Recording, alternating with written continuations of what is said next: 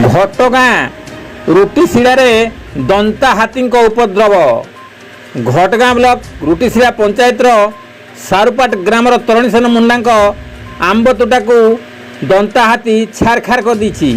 गत 7-8 दिन है ए अंचल हाथी डेरा पकाई।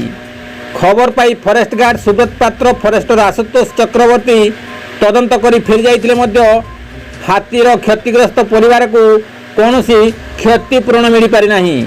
वर्तमान मध्य हाथीपोल निकटस्थ डंगाटांगरी रघुबेड़ा अंचल रही अनुमान कराउछि। Bureau report KD news Odia.